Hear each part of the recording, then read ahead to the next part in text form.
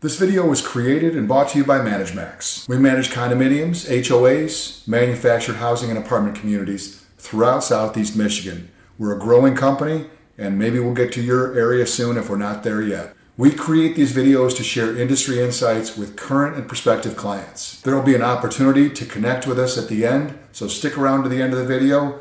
Now let's dive in. Community conflicts aren't really about parking spaces or noise complaints. They're about something much deeper. Picture a heated board meeting that escalates over something as simple as mailbox placement. The real issue? Two neighbors who've never learned each other's names are fighting over territory and respect. What you're about to learn could prevent the next conflict in your community before it even starts. Today we're pulling some insights from a couple of books our company's written. Work that helps HOA boards, condominium associations, manufactured housing park owners, and apartment community managers understand why conflicts really happen and how to prevent them. Most community disputes aren't actually about the stated issue. When Mrs. Johnson complains about her neighbor's holiday decorations, she's not really upset about the tinsel. She's expressing a deeper need to feel heard and valued in her community. Our brains are wired for tribal belonging, and when people feel excluded or unimportant, they'll create conflict just to feel seen. This pattern appears repeatedly from luxury condominiums to manufactured housing parks. The communities that thrive understand this psychology. They create regular opportunities for residents to connect before problems arise. Simple solutions like quarterly coffee hours or community gardens address the real need underneath surface level complaints.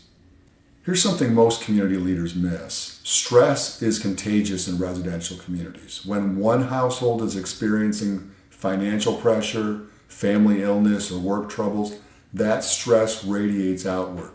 Suddenly, minor issues become major battles because people's emotional reserves are already depleted.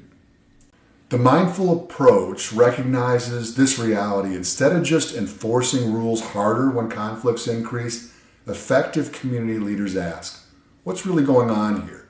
Often connecting struggling residents with resources or simply acknowledging their difficulties can de-escalate situations that seemed impossible to resolve. The most successful communities focus on the invisible systems that help people feel connected and respected. This isn't about expensive amenities or complex policies. It's about creating predictable ways for people to interact positively. This might mean designated quiet hours that everyone helped establish, regular communication that assumes good intentions, or conflict resolution processes that focus on understanding rather than punishment. When people feel their community operates fairly and they have a voice in decisions, disputes decrease dramatically. Now let's circle back on that last point. So many boards and community leadership teams operate in an ivory tower format, and they wonder why residents won't buy in. The answer is obvious. Residents won't buy into ivory tower decisions that are originated in small groups that residents don't have any access to, are operating in an opaque way by people they don't know. They don't even know if they voted for you, even though they did. You have to get that buy-in. So if you're operating in an ivory tower format where your board just hands down edicts from above, think of a different way. We're advocating here for more community involvement, community engagement, residents having a voice. Tell them what you're thinking, tell them what you're doing, and why. Communities that understand these psychological principles create places where people actually want to live, not just places they're stuck living.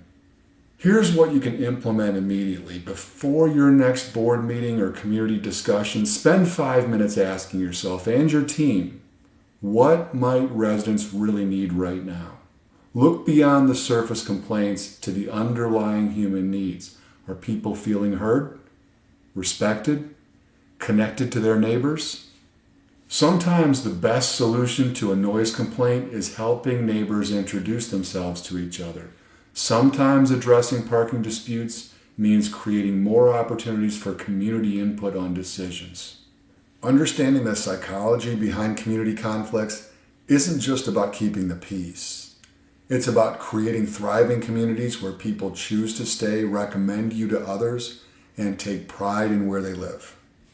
If you found this perspective valuable, we invite you to connect with us. Facebook viewers, like our page and follow us for regular updates. Feel free to message us directly with your questions or community challenges. Instagram viewers, hit follow and feel free to DM us with your questions or community challenges. YouTube viewers, subscribe to our channel and check out the video description for helpful links. Visit our website to discover our thought leadership content, books, and resources that can transform your community management approach. Whether you're dealing with the challenges we discussed today or other community issues, we're here to help. Thanks for watching, and we'll see you in the next video.